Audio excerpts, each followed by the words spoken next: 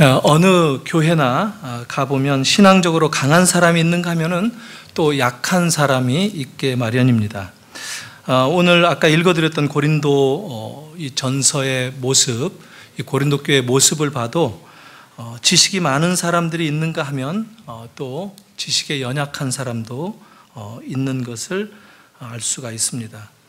뭔가 많이 아는 사람들은 좀 자신감이 있죠.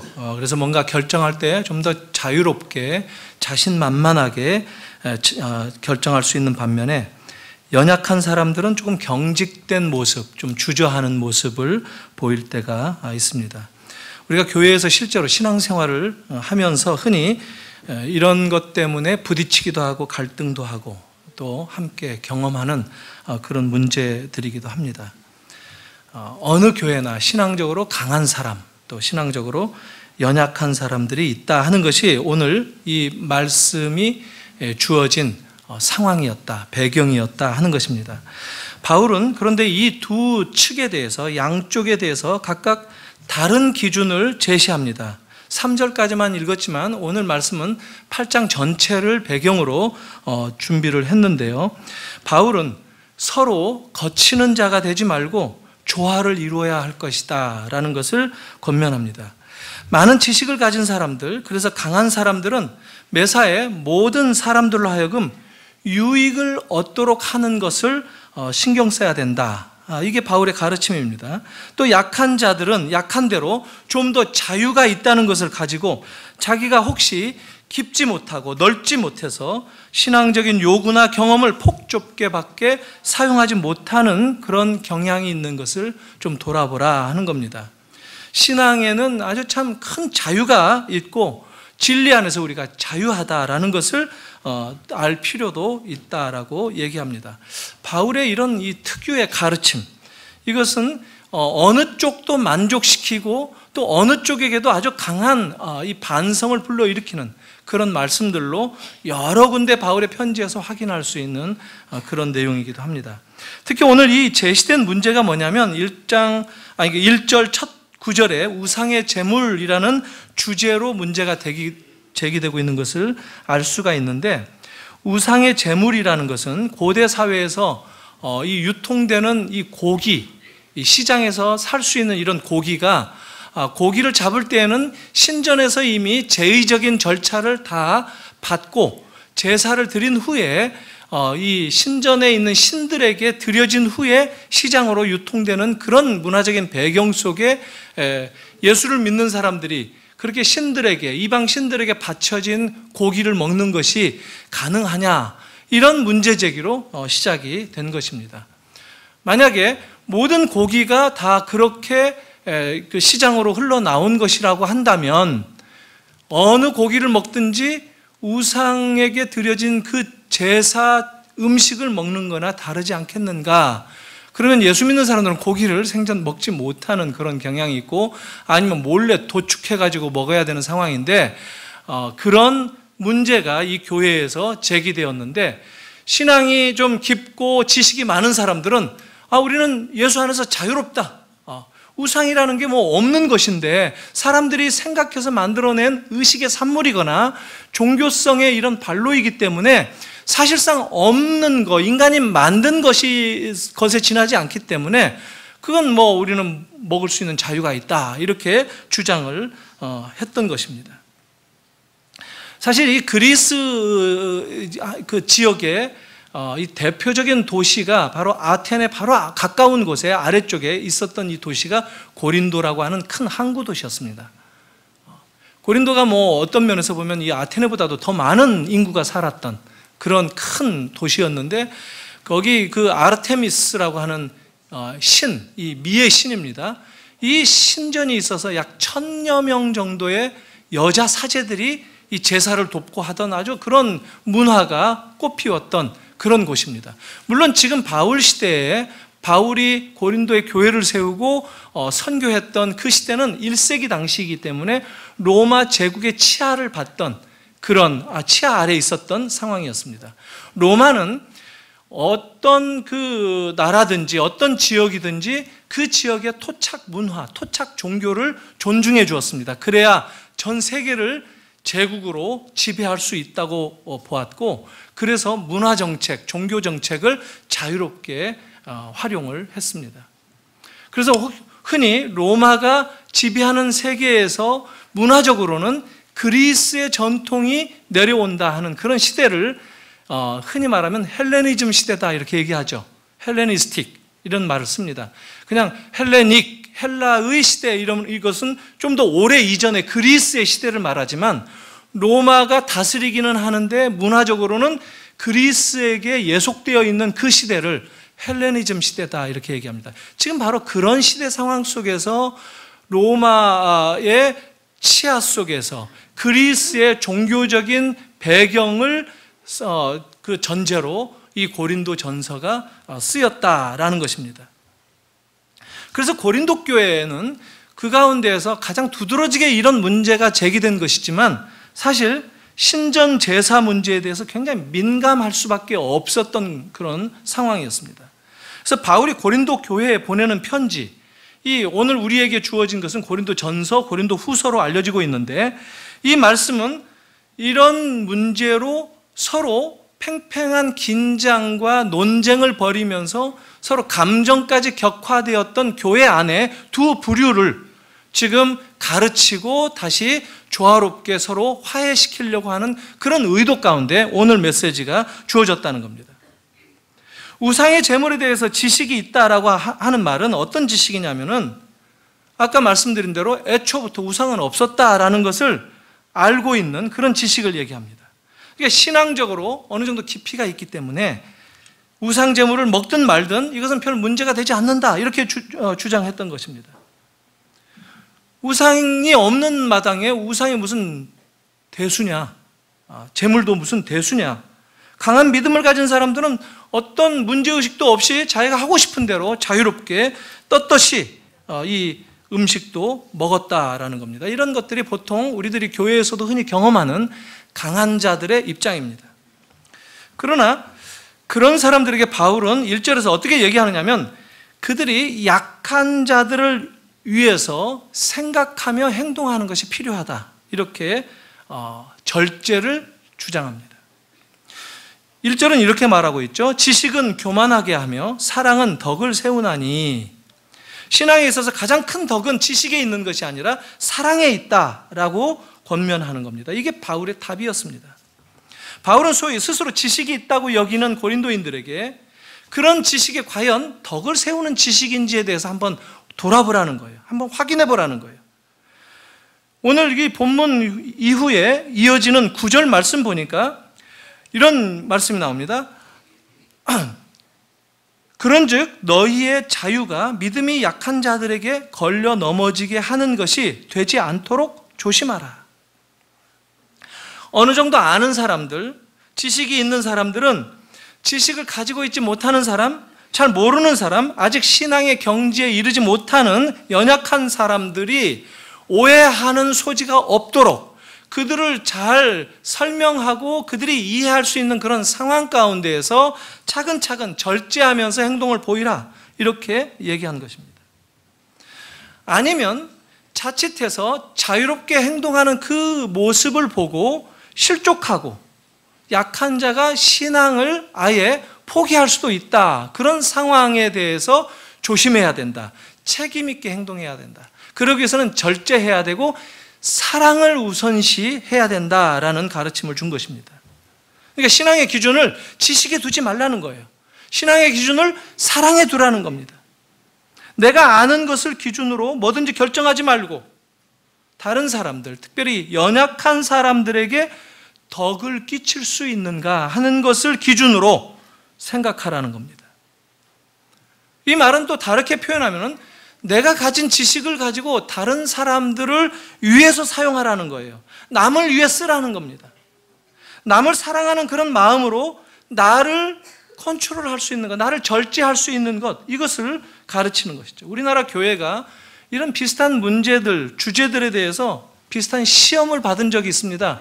이제 소위 성령의 은사 문제, 이게 오랫동안 대두되기도 하고 그랬었죠. 뭐 방언을 해야 한다, 성령 세례를 따로 받기 위해서 뭔가를 해야 된다, 어떤 현상이 나타나야 된다, 이런 가르침 문제로 덕을 세우지도 못하고 교회가 분란에 빠지기도 하고 하는 이런 경험들이 있습니다.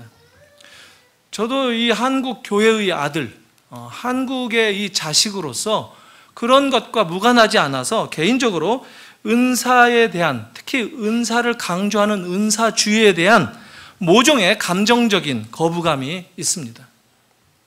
개인적이고 주관적으로 체험한 그런 감격을 애써 조장하고 좀 강화시키고 하는 이런 것들에 대해서 제 마음 가운데 모종의 반작용이 있는 것을 부인할 수가 없습니다. 그래서 찬송을 부를 때도 여러분, 제가 수요 예배 때 찬송가는 제가 주로 정하는데 불길 같은 성령이요 어쩌고 저쩌고 이런 것들은 가급적 안 부릅니다. 네. 성령에 대해서 정 부르고 싶을 때는 비둘기같이 이런 거를 좀 이게 순화되고 좀 이게 생각하게 하고 이런 것들로 하는 거예요. 이게 일종의 부작용입니다. 인정합니다. 리액션이라는 거죠. 강하고 뜨겁고 감정만 내세우는 쪽으로 가버린 사람들이 자꾸 머릿속에 연상되고 떠오르기 때문에 그런 것을 피하고 싶은 이 충동이 내 안에 있다라는 것을 확인을 할 때가 있습니다. 물론 이제는 좀 나이도 어느 정도 먹을 만큼 먹어가고 하니까 좀 균형을 잡으려고 애를 씁니다. 그리고 우리들의 이 감정적인 감동, 이 성령의 어떤 이 감정을 컨트롤하시면서 역사하시는 어떤 뜨거운 열정, 이런 것들도 하나님께서 주시는 진정한 감동일 수 있다는 점을 또한 우리가 놓쳐서는 안 된다고 충분히 생각을 합니다. 그런데 이 신앙생활을 우리가 하다 보면 이 모양 저 모양 이런 주제 저런 주제로 피해를 가진 사람들이 의외로 많이 있습니다. 난 이런 것 때문에 교회 안 다니겠다. 나 이것 때문에 교회 다니는 게 참 부담된다. 헌금도 그 중에 하나죠. 이게 다양한 것들이에요. 봉사도 좋은 마음에서 봉사하는데 상처받으면 이제 봉사하기가 두려워지는 것이죠. 사람 모이는 것들이 좀 모이는 곳에 가는 게 꺼려지게 되고 사람을 피하게 되고 이런 현상들이 의외로 많습니다. 그나마 피해자일 때는 떳떳하게 얘기하지만 가해자 입장에 서게 되면 어떻게 무슨 말을 또 할 수 있겠습니까? 참 어떤 면에서 보면 참 이런 아픔들, 이런 트라우마들을 풀어가는 것들이 또한 교회의 중요한 사역이기도 해야 된다, 이런 생각을 해봅니다. 오늘 본문은 그래서 우리에게 신앙생활의 진지한 반성을 불러일으켜주는 아주 좋은 예다라는 생각이 듭니다. 우리는 내가 옳다고 여기면 그것으로 떳떳하다고 믿고 막 밀고 나아가는, 밀어붙이는, 그래서 내가 옳다고 여길 때 상대쪽, 틀리다라고 여기는 그 대상들을 쏟아내고 잘라내고 밀쳐내고 하는 이런 데 익숙합니다. 그런데 오늘 이 바울이 1절에서 강하게 아주 굵게 얘기하는 게 뭐냐면 옳고 그른 것, 그런 것들에 대한 지식이 전부가 아니다라고 얘기합니다. 하나님의 진리에는 반드시 은혜와 사랑이 함께 간다는 거예요. 하나님의 은혜와 하나님의 사랑, 그 따뜻한 눈길, 그런 것들이 함께 가지 않는다면 그것은 참된 옳음일 수 없다라고 하는 것입니다. 그러니까 사랑으로 지식을 검증해 보라는 거예요. 이 사랑이 만약에 빠진다면, 하나님의 은혜가 빠진다면 내가 옳은 것은 곧 심판자의 도구에 지나지 않는다는 거예요. 옳은 게 생략된다면 심판만 남는다는 거예요.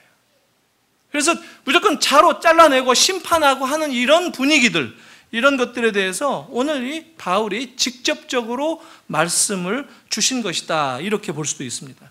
성경도 이것을 계속해서 얘기합니다. 복음서에 보니까 요한복음 3장 17절입니다.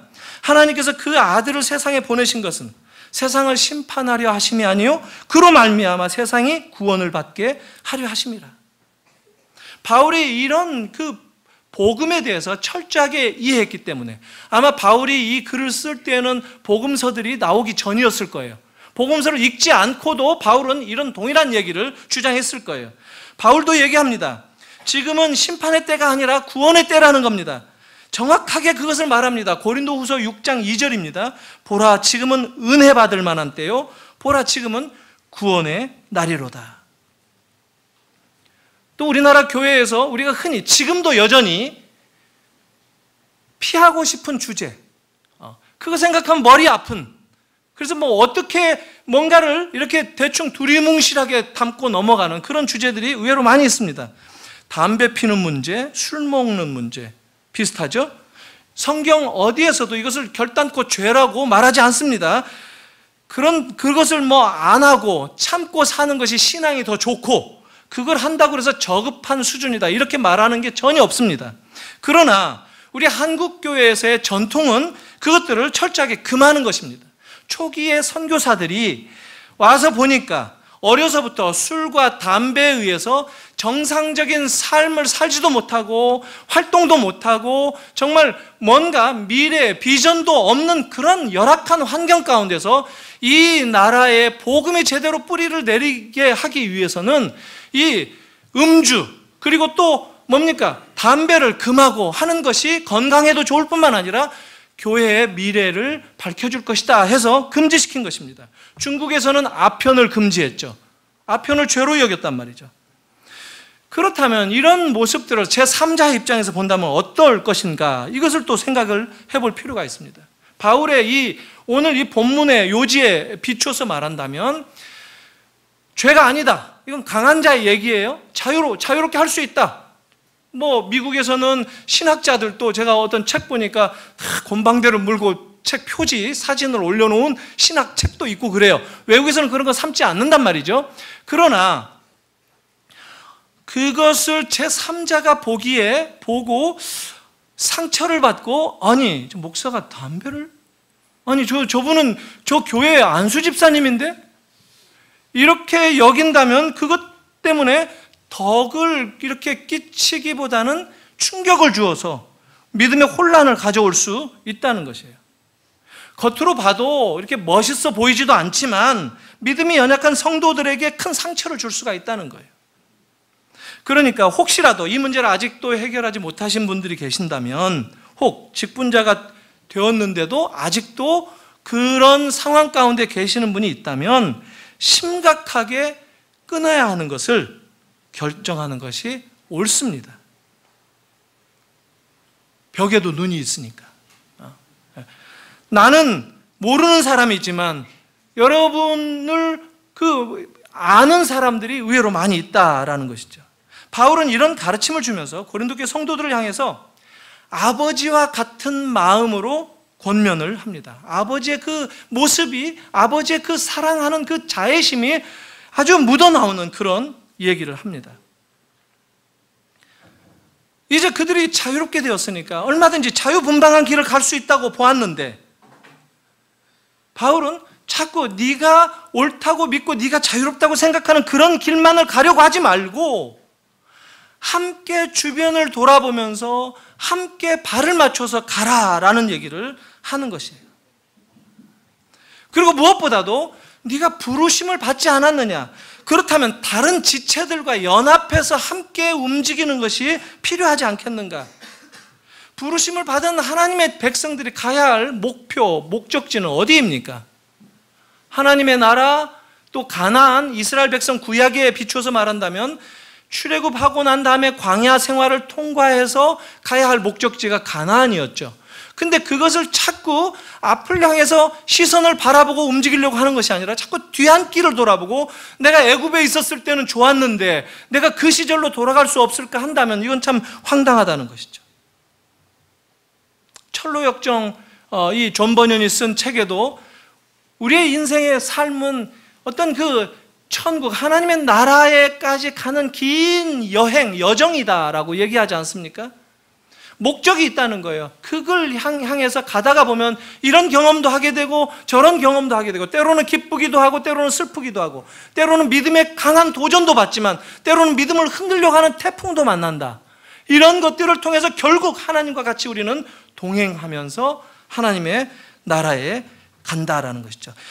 우리는 이미 하나님의 나라를, 교회를 이룬 것으로 하나님의 나라에 참여한 거예요. 이게 하나님의 나라예요. 하나님의 나라의 이 땅에서의 현현된 모습이 교회다라고 하는 거예요. 그래서 더 하나님의 나라를 소망하는 그런 그룹이 되었고, 이 땅에서도 살아갈 때 삶의 원리나 삶의 방식이 그 하나님의 나라의 질서가 투영되도록 하는 것, 이게 우리들의 삶이다라고 하는 것이죠. 그러니까 거룩한 싸움을 하면서 전진하는 삶이 우리 성도들의 삶이다라고 본다면, 내가 하고 싶은 대로 자유롭고 이렇게 가다가는 제대로 된 길을 놓치기 십상이다 하는 것이 바울의 입장이었습니다. 여러분, 가정교사하고 부모와의 차이가 뭐라고 생각하세요? 가정교사는 이 못난 학생들 보면 참 바보 같고 이러면 이걸 어떻게 끌고 가지? 이거 언제 자르지? 이런 생각을 합니다.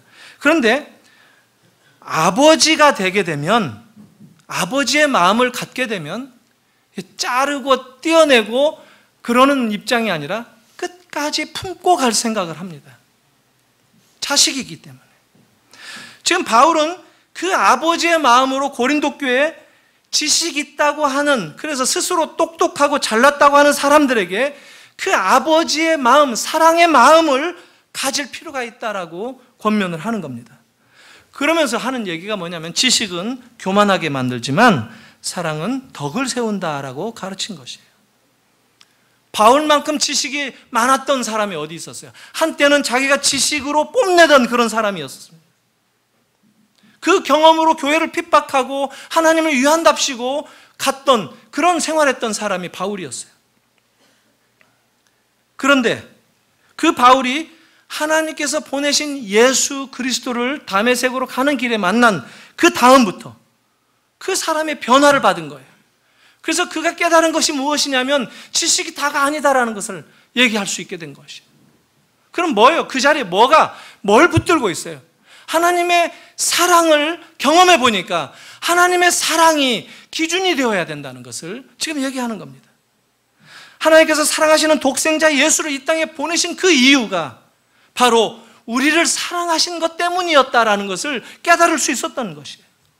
그 하나님의 아들 예수가 온갖 수모와 고초를 겪고 십자가를 지신 것, 그래서 우리를 핏값을 지불해서 자녀로 사신 것, 그게 우리의 새 생명이 되었다라고 생각하는 그 전제, 그렇게 하나님의 백성들을 바라보는 마음을 바울이 가지고 있다는 거예요. 그래서 그 하나님의 사랑을 기준 삼아서 보고 대하고 우리의 삶을 살아가야 된다라는 것이죠. 나와 다른 형제들을 바라볼 때, 연약한 지체들을 특히 바라볼 때 사랑으로 믿음 가운데에서 기다리면서, 함께 좋아하면서, 함께 이해시키면서, 같은 지체로 연합하면서 가는 것, 이것이 바울이 그리는 그림이었다는 것입니다. 그러니까 지식을 꾸짖기 위해서 사랑을 얘기하고, 오히려 지식을 대신할 수 있는, 지식을 완성시켜 줄 수 있는 것으로 사랑을 얘기하고 있다라는 겁니다. 사랑이 이렇게 중요한 것이다라는 거예요. 여러분, 사랑이 뭐라고 생각합니까? 사랑을 뭐라고 정의할 수 있겠습니까? 사랑은 도대체 무엇인가? 제가 임재범의 만남이라는 이 노랫말을 참 아주 좋아하는데, 내게 부르려고 했네. 책이 못 집니다. 그 다음 수절로 가면. 노랫말을 이렇게 보니까 아주 아름다운 사랑을 얘기하는데요. 내게 사랑은 아름다운 상처, 내게 사랑은 달콤한 아픔, 이렇게 사랑을 얘기합니다. 역설이죠. 사랑의 역설. 우리는 사랑이 달콤한 걸로만 생각하는데 달콤한 그러나 아픔이라는 거예요. 아름답다고만 여겨지고 감미롭다고만 느껴지는 그런 사랑인데, 사랑하면 참 마음이 녹고 따뜻해지고 그렇게만 생각하는데 상처도 있다는 겁니다. 훨씬 그 이전에 오래된 원로 가수는 그렇게 노래했죠. 눈물의 씨앗이다. 참 이게 진리 같아요. 모든 사랑이 그렇게 단순하지 않다는 겁니다. 사랑이 무조건 좋은 경험만 한다는 것이 아니에요. 아름다운데 상처나지 않은 사랑 없다는 겁니다. 달콤해도 눈물 없이 그 아픔을 경험하지 않고 사랑을 내 것으로 만들 수 없다는 거예요. 바울이야말로 이 사랑을 분명하게 가르친 사람입니다. 여러분, 바울이 하나님이 원래 우리에게 보여주셨던 그 사랑을 가장 성경에서 분명하게 드러낸 사람입니다. 고린도의 이런 많은 문제들을 처방하기 위해서, 이런 모든 교회의 문제들에 대해서 답을 주기 위해서 고린도 전서 13장에 사랑장이 있는 거예요. 은사들의 한 중심이 사랑이다라고 얘기하는 거예요. 교회에 있는 모든 문제들을 해결하기 위해서는 이 사랑을 붙잡아야 된다고 얘기하는 거예요. 바울이 그렇게 얘기합니다. 사랑장에 가보면은 13장 1절에서 3절까지는 사랑을 소개하기 위해서 이런 것은 사랑이 아니다, 이런 것은 좀 피해야 된다, 이런 것들은 이런 걸 사랑이라고 생각하는 거 다 소용없다라고 얘기합니다. 서론적으로 사랑에 대한 부정적인 사례들을 잘라냅니다. 그리고 4절부터 사랑은 이것이다라고 소개합니다. 처음 소개하는 게 뭐냐면, 사랑은 뭐라고 얘기하느냐면 오래 참고 이렇게 얘기합니다. 사랑은 달콤하고가 아닙니다. 사랑은 아름답고가 아니에요. 사랑은 오래 참았다라고 얘기합니다. 하나님의 사랑은 오래 참는 사랑이었다라고 그 하나님의 사랑을 붙들고 얘기하는 거예요. 그걸 제일 먼저 얘기해요. 너무 원색적이죠. 더 아름답게 써야 되는데 사랑은 오래 참고, long suffering, 아주 긴 고난 가운데 견뎌내는 것, 이걸 사랑이라고 얘기해요. 그런데 우리는 오래 참지 못하죠.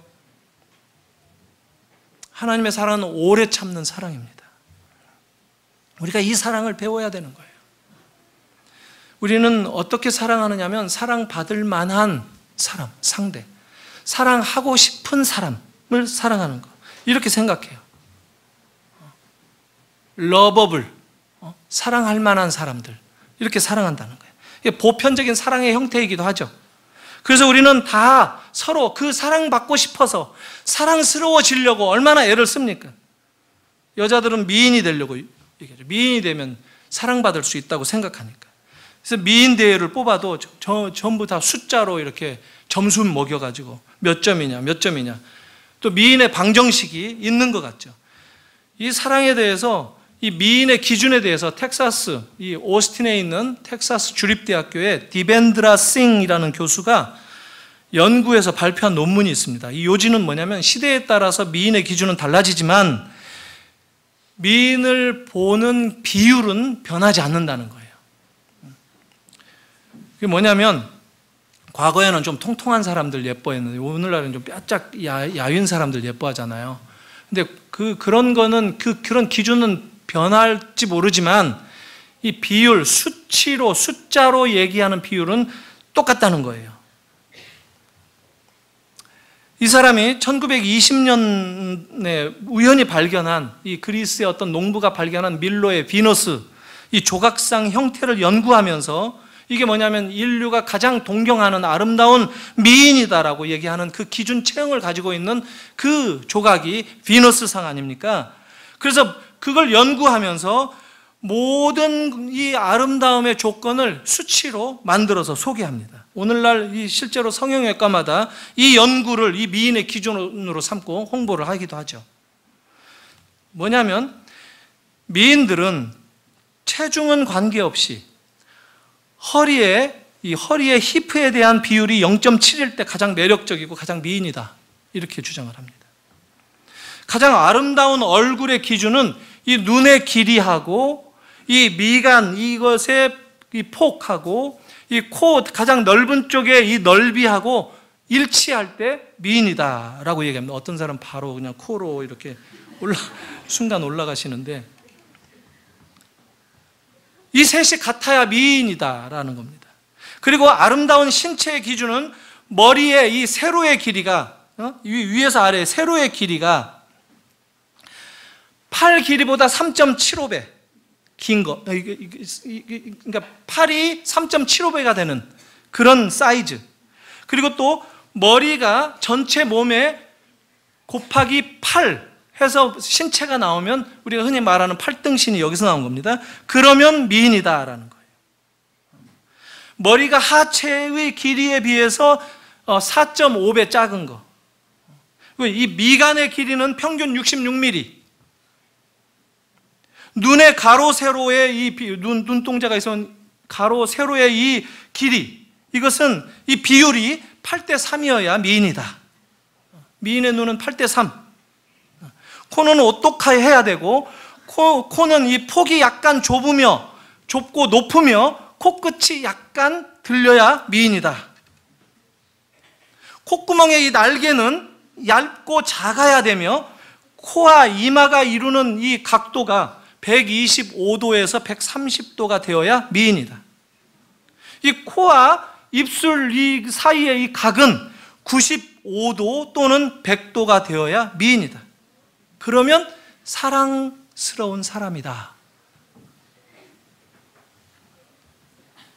집에 줄자 하나씩 다 2개 생겼습니다. 죄송한 말씀인데요, 정말 미안한 말씀인데요, 여러분 가족 중에는 없습니다. 없어요. 이런 숫자가, 그리고 실제로 의미도 없어요. 여러분 이런 거 보고 결혼했습니까? 콩깍지가 씌우는 거 아닙니까? 이런 숫자, 이런 기준, 이런 것들은 사람들이 찾는 거예요. 사람들이 그래야 사랑스럽다라고 만든 거예요. 이 러버블, 사랑할 만한, 그래서 사랑하는, 이게 사람들이 추구하는 사랑이라는 거예요. 그러나 하나님의 사랑은 우리의 마음을 그렇게 감미롭게 만들어주고 뭉클거리게 녹여주고 하는 그런 게 아니다라고 얘기합니다. 하나님의 사랑은 오래 참는다라고 얘기합니다. 그리고 그 사랑에 대해서 이 표현하는 마지막 단어가 있는데 8절에 나옵니다. 뭐라고 얘기하느냐면, 사랑은 언제까지나 떨어지지 아니하되, 예언도 없어집니다. 방언도 그칩니다. 지식도 사라집니다. 그러나 사랑은 떨어지지 않는다, 없어지지 않는다라고 얘기합니다. 이 사랑을 만나야 된다는 거예요. 이 사랑을 붙잡아야 된다는 거예요. 이 사랑을 경험해야 된다는 겁니다. 우리가 이 사랑의 열매, 사랑의 결실, 이런 걸 생각해 보십시다. 우리의 사랑은 자꾸 떨어지는 사랑 같아요. 태풍만 나면 이 과수원, 이 과실들이 뚝뚝 떨어져 나가는 것처럼, 작은 태풍만 인생에서도 만나도 사랑의 이 떨어지는 아픔들, 상처들, 실패하는 그런 모습들, 여기저기 열매들이 나둥구는 그런 인생을 사는 것이 의외로 많은 사람들이 경험하는 삶이라는 거예요. 그러나 진정한 사랑, 하나님의 사랑은 절대 떨어지지 않는다는 거예요. 우리의 사랑과 다르기 때문에 우리는 실패할 때도 있고 아프기도 하고 그러지만, 왜냐하면 우리는 상대방의 조건에 따라서 매여지고 조건을 바라보면서 사랑하기 때문에, 그래서 그냥 대충 사랑을, 이게 사랑이려니 하고 통밥으로 사랑을 덤벼들고 할 때가 많아요. 그런 사랑은 다 실패한다는 거예요. 다 떨어진다는 거예요. 떨어질 수밖에 없다는 거예요. 그러나 하나님의 사랑은 그렇지 않다는 겁니다. 결코 떨어지지 않는다는 겁니다. 하나님의 사랑은 우리가 이렇게 예의를 갖출 때만 사랑해주는 그런 사랑이 아니라는 겁니다. 우리가 하나님께 호의를 가지고 베풀고 이렇다고 해서 하나님의 율법을 좀 잘 지켜서 하나님의 마음에 합할 때에만 하나님이 우리를 사랑하신다는 것이 아니라는 거예요. 우리의 의무를 지킬 때에만 사랑의 어떤 조건을 채운다고 생각하시고 하나님 우리를 사랑한다는 것이 아니라는 겁니다. 그런 조건적이고 상황적인 그런 사랑이 아니라 하나님의 사랑은 결코 떨어지지 않을 사랑이라는 겁니다. 이 사랑을 우리가 만나야 됩니다. 우리는 의외로 이런 사랑을 잘 못합니다. 그리고 내 경험, 내 실패한 경험들 때문에 사랑에 대해서 두려움을 많이 가지고 있어요. 그래서 움츠려들어요. 그래서 이런 일종의 트라우마가 있어요. 어떤 리액션이 있는 거예요. 저의 그 어떤 성령 세례니 은사니 이런 것들에 대한 이 종교적인 트라우마가 있는 것처럼 우리 모두가 다 적당히 사랑하려고 생각합니다. 교회에서도 적당히 바라보고 적당히 상대하고 그 정도 하면 됐어 이렇게 하고 넘어갑니다. 하나님이 보여주신 그 사랑이 뭔지에 대해서, 그 사랑의 감격과 그 사랑의 그 경험이 내 안에서 꿈틀거리는, 그래서 사람들을 대하고 만나는 그런 사랑에 미치지 못할 때가 너무 많다는 거예요. 성경은 이렇게 얘기합니다. 요한일서 4장 18절이에요. 사랑 안에는 두려움이 없다. 두려움 없는 사랑. 두려워하지 마시기 바랍니다. 의외로 이 노총각, 노총각만 예를 들죠. 노처녀는 빼고, 특정 인물과 전혀 상관없는 얘기입니다. 누구 소개시켜준다 그러면 괜찮다 그러고, 혼자 이렇게 사랑하기에 주저하는 사람들, 두려움을 가지고 있는 사람들, 어떻게 보면 사랑의 실패 때문에, 아픔 때문에 또 그럴까? 나는 100을 주었을 때 내가 정말 돌아오는 게 몇이나 될까 하는 것에 대한 이 두려움 때문에 나아가지 못하는 그런 경우가 의외로 많다는 거예요. 극복할 수 있는 길은 하나님의 사랑을 경험하는 것밖에 없습니다. 오래 참는 그 사랑을 경험하고 그 사랑을 붙들고 그 사랑을 나도 자신 있게 해야 되겠다. 내가 두려움 없이 누구도 한번 이 사랑으로 다가가겠다라고 하는 이런 것들이 필요하다는 겁니다. C.S. 루이스가 이 사랑에 대해서 4가지 사랑, 아주 기가 막힌 책을 썼는데요. 짧게 썼어요. BBC 방송국, 라디오 방송국에서 1955년에 방송에서 얘기했던 것이에요. 근데 거기에서 사랑에 이런 종류가 있는데, 일종의 사랑은 kind of hunger, 그러니까 굶주림과 같은, 일종의 굶주림과 같은 것, 배고픔과 같은 것이 사랑이다, 이렇게 얘기했어요. 무슨 얘기냐면, 배고플 때 음식을 먹고 싶죠. 음식이 배고플 때는 사랑스러운 것이죠. 내게 필요한 것이죠. 사랑을 일종의 그 헝거의 종류로 생각하고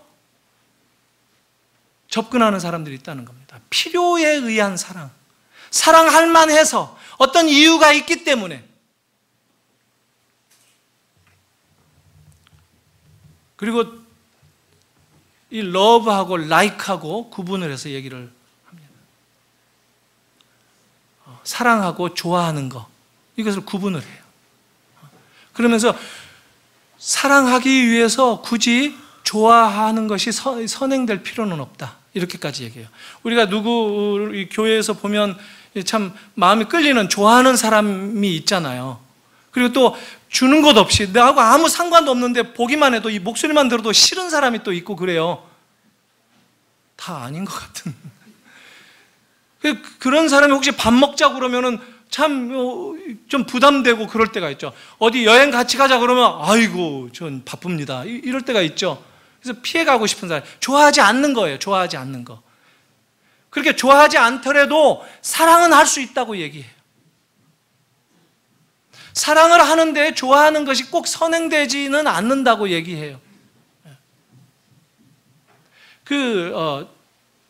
아는 목사님한테 들은 얘기인데, 집에 그날 아침에 눈 뜰 때부터 갑자기 사모님이 너무 잘해주시더라는 거예요. 그래서 이 사람이 이런 적이 없었는데 속으로. 근데 너무 잘해주니까 자기도 좋아서 자기도 친절하게 해주고 그랬는데 이거 이상한 거예요. 그래서 이제 저녁 때쯤 돼가지고 물어봤답니다. 해가 서쪽에서 뜬 것도 아닌데 왜 그렇게 나한테 잘해주는 거야? 오늘 큐티 본문이 원수를 사랑하라 하는 본문이어가지고 한번 해본 거다. 그러니까 성경이 그런 취지로 얘기하는 거예요. 원수를 우리는 좋아할 수가 없는데 사랑하면, C.S. 루이스가 말한 대로 affection이 우리에게 주어진다는 거예요. 왜냐하면 하나님의 은혜 때문에, 하나님은 은혜로우시고 자비로우신 분이기 때문에 우리가 사랑하게 되면 우리 마음 가운데 사랑으로 충만하도록 채워준다는 거예요. 그래서 사랑할 수 있도록 이끌어 가주신다는 겁니다. 그래서 사랑하면 좋아하는 감정하고 상관없이 그 사랑이 우리의 모든 관계를 이끌어가고 지속할 수 있다는 거예요. 코드가 안 맞아도 얼마든지 사랑할 수 있고 깊은 애정을 주실 수 있다는 거예요. 그래서 C.S. 루이스가 이런 얘기를 해요. 하나님은 사랑이시다. 그러나 사랑이 하나님이 되면 그것은 곧 악마가 될 것이다. 사랑을 생각할 때 하나님을 생각하지 않는 그 어떤 사랑도 제대로 된 사랑에 이룰 수 없다는 얘기입니다. 남편을 사랑하기 위해서 꼭 좋아할 필요는 없습니다.